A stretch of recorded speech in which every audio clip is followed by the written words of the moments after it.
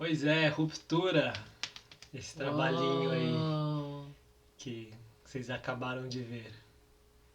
Ruptura diz muita coisa de muita coisa. O que foi isso? Nada, eu tava olhando pra lente. É que a gente olha às vezes pra lá, mas tem que olhar pra Pra lente. tela, assim, a lente é mais pro ladinho. Ruptura, né? Esse nome quase batido, né, hoje em dia, para a questão contemporânea toda da arte, né? Mas que no momento para mim fazia muito sentido, ainda faz para essa obra aí, né? Para essa coreografia, Pra esse trabalho. para esse trabalho. Por quê? Vamos lá. Um pouquinho de história da minha vida. Se você não assistiu uma história de Breaking, parte 1 e parte 2 no Papo Curvo, vai lá e assiste, porque algumas coisas vão fazer mais sentido se você olhar ali. Vai lá e escute, porque não dá mais pra não dá mais pra assistir, não tem mais vídeo, que loucura. É Tá isso. no podcast, Tá no gente. podcast. Spotify, Anchor, é só entrar. Isso. Ok. Continuando. Por quê? A música original da coreografia é uma versão do Canon in D, que é uma música bastante conhecida. Eu acho que é uma das mais, ou se não a mais tocada em casamentos. Certamente. É uma Nos música... seriados americanos, certamente, mas também Sim. muita gente usa no Brasil e em Sim. outros lugares. É uma obra de Pachelbel, né? Só que na coreografia é uma versão que eu peguei, versão hip hop, mix, assim. Na coreografia, nas suas apresentações ao vivo. Sim, né? nas apresentações ao vivo. Tá. Né? O que foi feito no palco. De um trabalho do Last for One, que era um grupo de breaking, junto com um beatboxer, um DJ, eu não lembro agora o nome, eu vou olhar direitinho, eu vou deixar aí nos créditos e, enfim, na descrição. Mas de uma música que eles fizeram um collab, assim, fizeram um trabalho de breaking, muito legal, era um clipe de dança, assim, só que não era uma coreografia, tinha momentos coreografados, mas é aquela famosa session que eu já falei pra você, eram sessions coreografadas, routines de dupla, de grupo, enfim, mas eu peguei essa versão porque eu tenho uma história com essa música, com Canon in D, que eu já vou contar mais. Mas a original foi aquela. Então a minha história com a música Canon in D, que é uma música basicamente que foi escrita para 3? Eram 3 violinos? Nossa, agora eu fiquei... me pegou na memória, se eram 3 ou eram 4.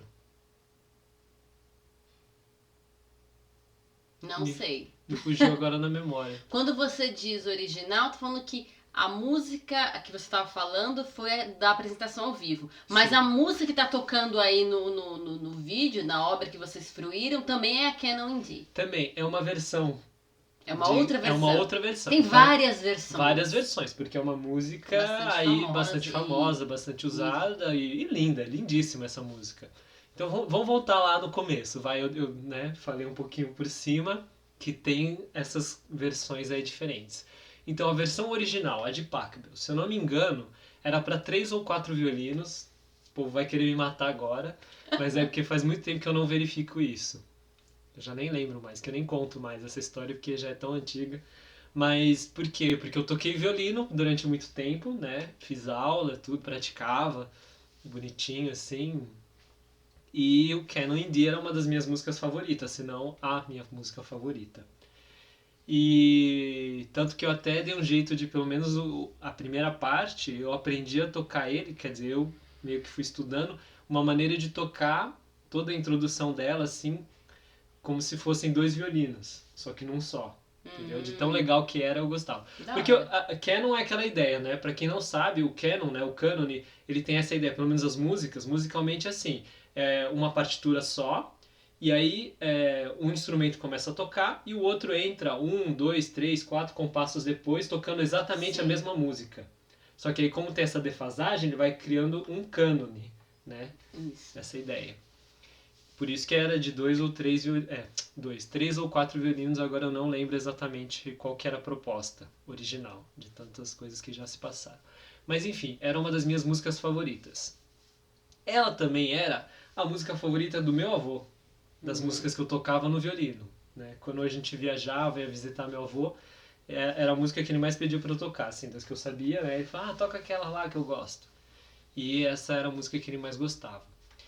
O que acontece? Quando eu fui montar esse trabalho, 2015... Foi em 2015? 2015, eu montei esse trabalho para participar do Festival de Dança de Joinville, junto com o pessoal da Equilíbrio, junto com a Claudete, com a Bia, com a Stephanie. Se eu não me engano, a Mari também estava, porque ela foi sapatear. Equilíbrio em Estúdio de Dança, que fica na Zona Norte de São Paulo. Isso, onde eu trabalhei lá também. Isso. E dirigido pela Claudete Bandeira Takahashi. Exato. Então, eu fui montar essa coreografia e nesse período eu já estava na Embi Morumbi estudando dança também. E eu resolvi, porque eu estava nesse momento de resgate e de encontrar uma identidade, de encontrar uma maneira de descrever o meu breaking, de entender como é que esse breaking diferente que eu fazia, que eu sabia que era diferente, mas eu não sabia exatamente como. E aí eu estava nessa busca aí de alinhavar também coisas e aprendizados que eu estava, né, tendo ali nesse contexto da faculdade de dança. Então, para mim, Ruptura parecia um nome bastante interessante, porque eu poderia pensar em questões estruturais, né, dessas danças todas. Eu pude também me desafiar fisicamente, então era uma ruptura porque, tradicionalmente, quer dizer, eu nem sei se pode ser assim dizer, porque eu nunca vi um solo de breaking. Tá? Até então eu nunca tinha visto nenhum solo de breaking, solo mesmo, assim, uma coreografia pensada e uma pessoa dançando por mais de 2 minutos, entendeu? Mais uma coreografia, não uma improvisação, né? Sim, uma coreografia. Não sessions. Improvisações e batalhas, ok, mas dificilmente também chega até os 2 minutos, entendeu? Esse trabalho original ele tem uns 2 minutos e meio. Tá? E normalmente uma session dura 30 segundos a 1 minuto, assim, quando é uma session considerável, assim, entendeu? Difícil ser mais longo do que isso. Então foi um desafio de fôlego, assim, a Claudete até me passou um treino para fazer, de esteira e tudo, de corrida e tal, para me, né, botar em forma.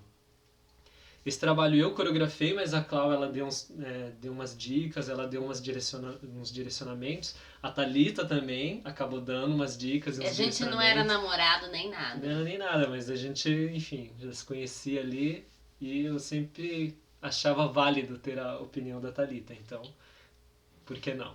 Por que não? Exato.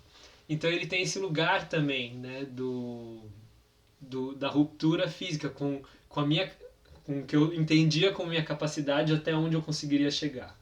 E era uma ruptura musical no aspecto de que era uma música que não era comum uma música para que não o era break, comum para ainda o que break. tivesse numa roupagem mais hip-hopística. Sim.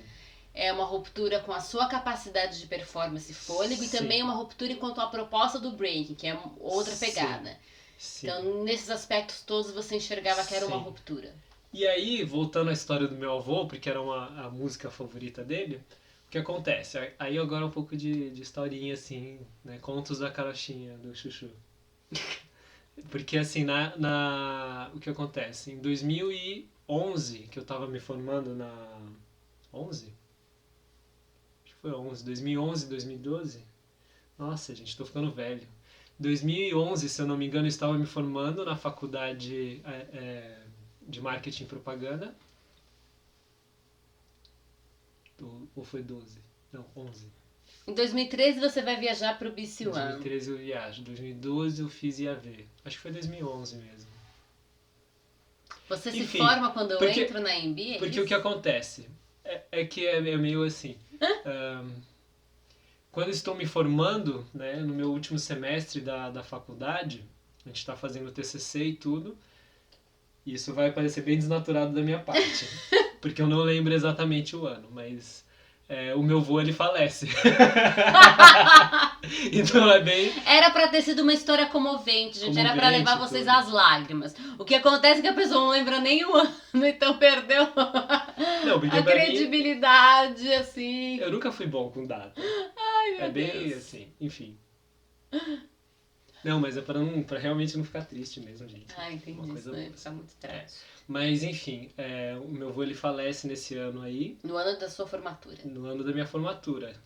No ano que eu estava finalizando o TCC. E aí, e como ele morava em Taiwan e tudo, e difícil, né? E eu tava nesse período de finalização do trabalho, e aí eu acabei ficando para terminar, fazer a apresentação, a entrega do TCC. E aí eu fui visitar ele só depois, né? Que eu terminei o TCC, aí acho que foi isso. Terminei o TCC em 2011, a gente entregou, fez tudo que tinha que fazer, final. E aí depois eu volto para Taiwan para visitar, né, o túmulo do meu avô. Eu levo o meu violino lá, eu toco. Canon.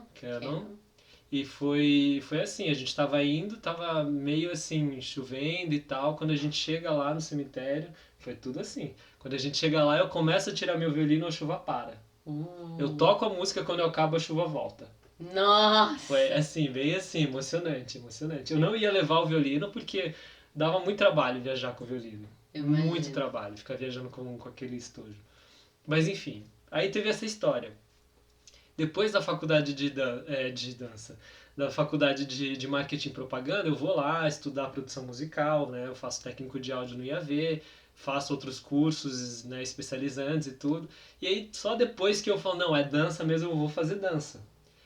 E aí, quando eu tô nesse momento de montar, eu tô com essas ideias de ruptura na minha cabeça, me veio essa ideia. Eu falei, pô, o meu avô tinha essa música que ele gostava e tal, por que eu não faço um trabalho em homenagem, entendeu, a ele? Porque ele gostava dessa música, mas não era uma música que eu compus, que eu fiz.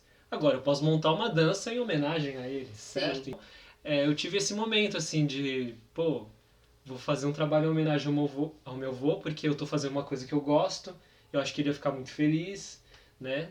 E, enfim, me veio isso na cabeça. E aí, pensando em ruptura também, esse lugar da separação, né? De que meu avô, ele faleceu e a gente teve essa ruptura de relacionamento, né? É um tipo de ruptura. Uhum.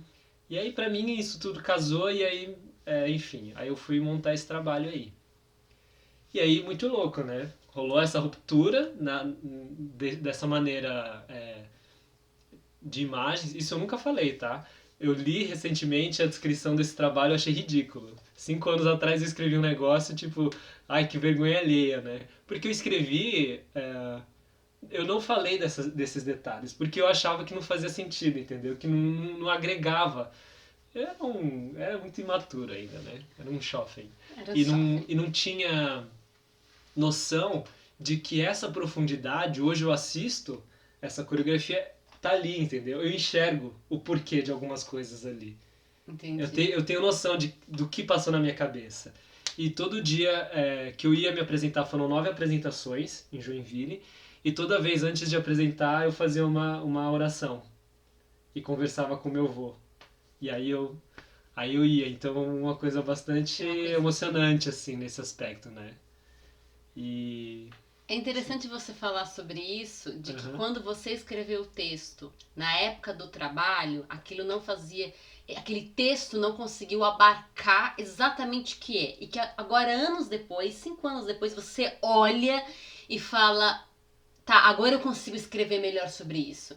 Vou dizer por quê. Porque eu conversando com uma amiga da dança, né, uma amiga irmã, que é a Diana Rodrigues, tem um trabalho muito legal com educação somática, público 50+, trabalha com TKV. E aí a gente estava conversando sobre essa questão da escrita sobre um trabalho, e ela falou que estava tendo dificuldades de digerir algumas coisas, porque estava muito vivo, um trabalho novo que ela tá fazendo. E aí eu falei pra ela que eu acho que é impossível você escrever no momento que você tá vivendo o trabalho, porque a escrita também é uma produção, também é uma elaboração que exige arte. E são 2 gigantes brigando. O gigante da dança versus o gigante da escrita. Certo. Então, dependendo de onde você tá dando a ênfase, um sai ganhando e o outro sai perdendo um pouco. Sim. E eu falei isso porque, revendo os meus trabalhos de TCC, 6 anos depois, né, eu lembro quando eu fui escrever sobre o TCC artístico, eu tive muita dificuldade, né, tanto que um dos comentários do professor Guima na banca de avaliação foi: quando o negócio ficou bom, você acabou o texto. Mas eu não consegui ir além, o negócio estava muito vivo. 6 anos depois, né, recentemente eu reli esse trabalho e aí eu consegui reler e assistir e aí eu consegui enxergar outras coisas, tanto na parte da dança quanto na parte textual, e falar, aqui eu queria dizer tal coisa. Hoje eu consigo falar do trabalho, escrever do trabalho, me debruçar no ato da escrita muito melhor e fazer dessa escrita uma potência tão quanto foi a potência daquele momento dançante. Então, se você for escrever hoje sobre ruptura, você vai escrever muito melhor sobre aquilo. Com certeza. Porque quando a gente tá no momento, ou você dá a sua energia pra dança, ou você dá energia pro texto. Sim. Né? Não tem como. Eu acho que tinha um medo, assim, sabe? De aquilo não falar com as pessoas, de não fazer sentido, porque era uma coisa muito pessoal, sabe? Sim. Mas eu acho que... O que não é totalmente contrário. É totalmente contrário. Né? E colocar... E porque é muito humano. Né? Eu acho que isso que é o mais importante. E, né, quando a gente trata de assuntos difíceis, porque foi difícil coreografar, não vou falar que foi fácil.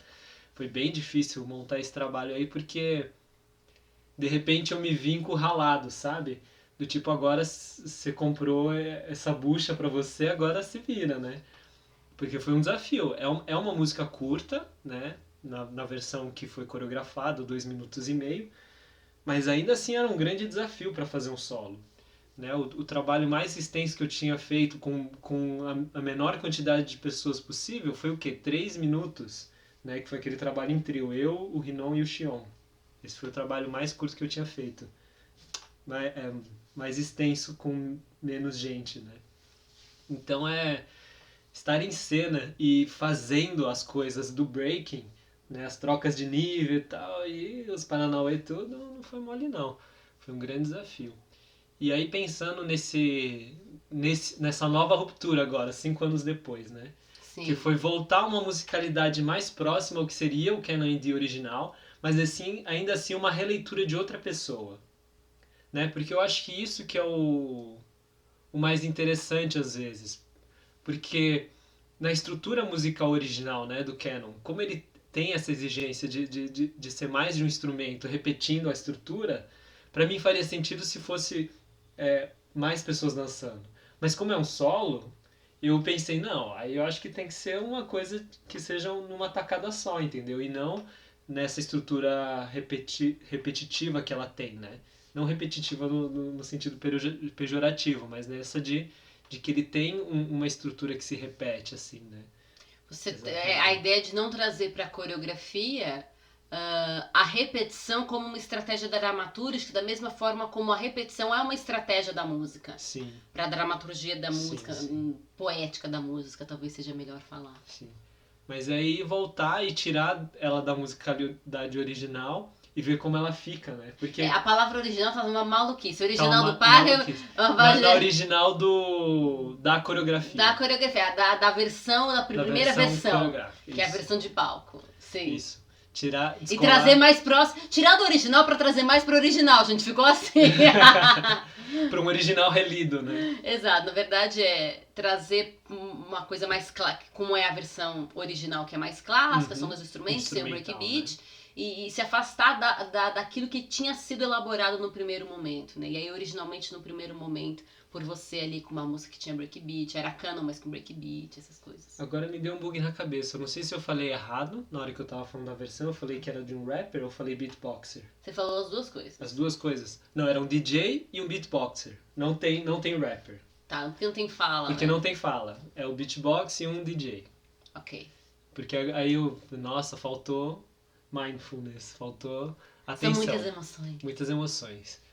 Porque é muita informação, né? E é muita coisa que me fala.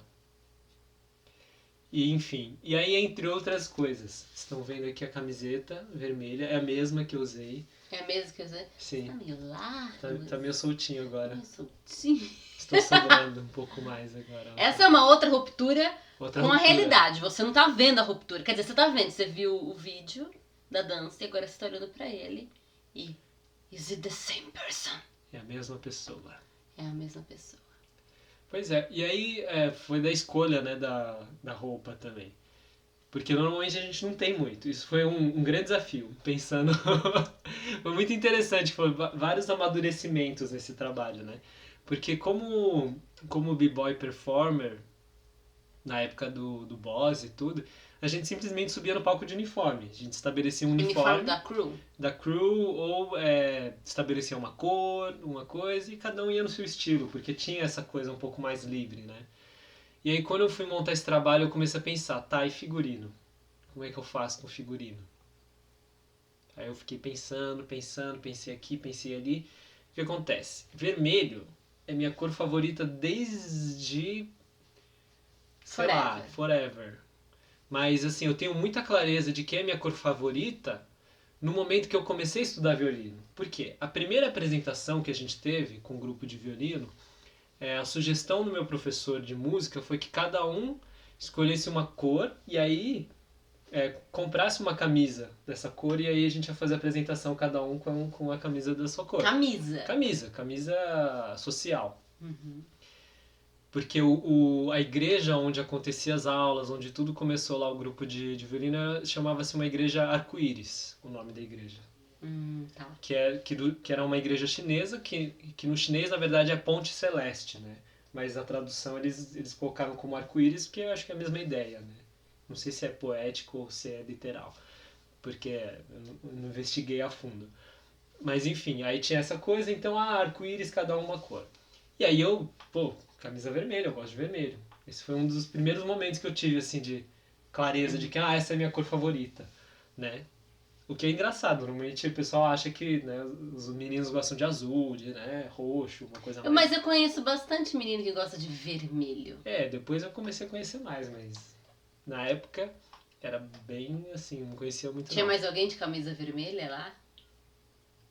Nesse primeiro momento teve, mas não porque... Eu não lembro exatamente se era porque era a cor favorita da pessoa ou se foi uma coisa meio que, tipo... Porque eu lembro que, assim, teve outros alunos dele, do meu professor, de outros contextos que vieram dar uma forcinha pra gente, entendeu? Tá. E eles meio que entraram no blend das cores aí, quem tinha uma cor mais ou menos, exato, assim, e aí cada um meio que pegava. Mas não receberam exatamente essa proposição. Sim. E o mais engraçado é que anos depois, quando eu vou comprar o meu violino de fato, que vai ser o violino que eu tenho até hoje, ele é vermelho. Ele é vermelho, é um violino. Ele é vermelho.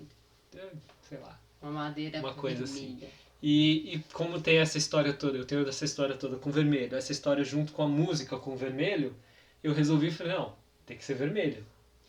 E aí eu vendo as coisas e tal, falei, bom, eu sempre fui muito tem que usar uma coisa realmente confortável, casual, e pra mim isso fazia mais sentido.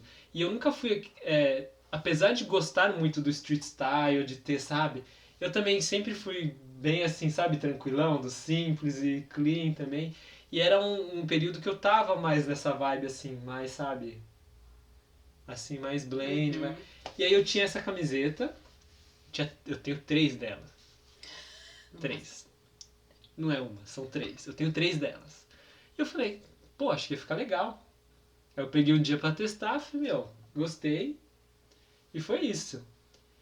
Então, assim, pra mim, eu nunca tinha visto nenhum b-boy dançando com a roupa que eu dancei e com todas essas ideias malucas na cabeça que eu propus. Uhum. Por isso que pra mim fez muito sentido ser ruptura também. Hoje ainda é ruptura. E eu resolvi pôr essa camiseta em homenagem, porque isso que vocês estão vendo não foi executado agora, mas a camiseta vive, a história está viva aqui. Né? Uhum. Enfim, foi bem interessante rever. Eu ia perguntar isso, como é que foi rever esse material, editar? Confesso Quanto que você se enxerga ali dentro? Eu não sei, foi uma coisa que eu falei agora com você ou foi logo antes? Não que sei. Eu olho para aquilo e eu entendo muita coisa ali. Você falou um pouco disso. Eu falei um pouco disso, né? Eu entendo toda uma narrativa e pensamentos que passaram na minha cabeça quando eu estava montando aquele trabalho, sabe? Uhum. E foi muito difícil editar. Foi muito difícil editar porque, por um lado, quando eu comecei eu pensei assim, eu vou deixar um quadradinho com cada câmera e deixar a coreografia inteira. Claro que teve alguns momentos, né, numa apresentação ou em outra que alguma coisa deu mais certo do que outra, deu mais errado um pouquinho aqui, uma escorregada aqui e ali, um pouco de variação no tempo de uma coisa ou outra, Mas foi muito interessante ver elas corridas juntas. E eu quase decidi deixar ele assim, sabe? Tipo, bem assim. Só que aí eu pensei, falei, pô, mas aí tira um pouco da experiência visual, né? De ter a informação que é aquele movimento em si, né? Que é a proposta original, que é você ver a coisa. Se eu tivesse optado pela musicalidade original do Pachelbel, aí eu acho que eu faria aquilo, só que aí eu descolaria, sabe? Acho que seria uma proposta Você colocaria cada performance um pouquinho depois para dar um canon de ali. movimento. Mas eu achei que... Porque eu conheço a coreografia. Eu já assisti, eu fiz várias vezes. Sim. Então eu conheço o repertório e eu consigo assistir e entender o que está acontecendo. Mas eu acho que 9 telinhas era muita coisa para... Muito zoom, né? Muito zoom. Muito pique zoom. Entendeu? Então eu resolvi fazer uma edição corrida. Fazer uma edição corrida. E uma história interessante é que essa coreografia, ela não morreu ali depois também, desse espetáculo. Ele foi levado, né, para a comunicação de final de ano, né, do Cordas Humanas. Na apresentação, Festival de Fim de Ano do Cordas. Essa coreografia também eu levei... Um Festival de Fim de Ano do Equilíbrio. Festival de Fim de Ano do Equilíbrio, mas ele também foi... Ele foi a coreografia que eu apresentei pra banca que eu tirei o DRT, de bailarino. Quantas coisas com uma mesma peça coreográfica. Só que aí ele foi ganhando novas roupagens, né? Foi ganhando novas nuances e tal. Então foi muito interessante como esse trabalho, ele rendeu. Ele rendeu, e hoje olhando pra ele, eu tenho vontade de retomar ele. Mas já com vários... eu vou mudar isso, eu vou mudar aquilo e tal. Então, eu ainda tô meio assim, será que eu pego ou não pego? Porque se eu pegar, eu vou mudar um monte de coisa. Mas tem muita coisa ali que eu olho e falo, uau, isso aqui é muito legal, eu acho que eu vou reviver algumas coisas aí. Entendi. Vamos ver, quem sabe, né? Um futuro trabalho. Futuro trabalho. Próximo. Muito louco. Né? Muito bom. É isso. Foi gostoso. No geral, assim, foi bem interessante. Espero que tenha sido gostoso de ver, enfim... De ver o que é possível também, né? Fazer com trabalho de breaking. Porque pra mim, quando eu comecei a história da música, quando eu fui estudar o técnico de áudio, eu tinha uma coisa na cabeça, eu sempre tive, né? Desde o momento que eu comecei a dançar, eu sempre tive uma vontade de trazer essa musicalidade mais erudita, né? Pra uma dança mais street style, entendeu? Entendi. Eu sempre tive esse desejo. E eu ficava, sabe? Pô, porque seria você muito estudou legal. Isso, né? Muita gente já fez isso. Já teve gente que trabalhou breaking com bar, né? Teve um grupo que fez isso. Eu sei que no exterior também teve gente que trabalhou a questão da música erudita, da música clássica com breaking. Mas a gente não sabe até que ponto as pessoas que trabalharam nisso também tiveram elas vivências com a música clássica como você. Você tocou essa música, agora você dançou a música. Sim. Então a proximidade é muito maior. Né? E você entende a estrutura dessa música muito mais do que muita gente, porque você sabe tocar a música. Então agora eu vou dançar uma coisa que eu sei, os compassos, eu sei os porquês, eu sei os detalhes. É muito louco isso, é diferente, né? É tudo São camadas a mais de conhecimento e de alicerce para a construção da poética do movimento.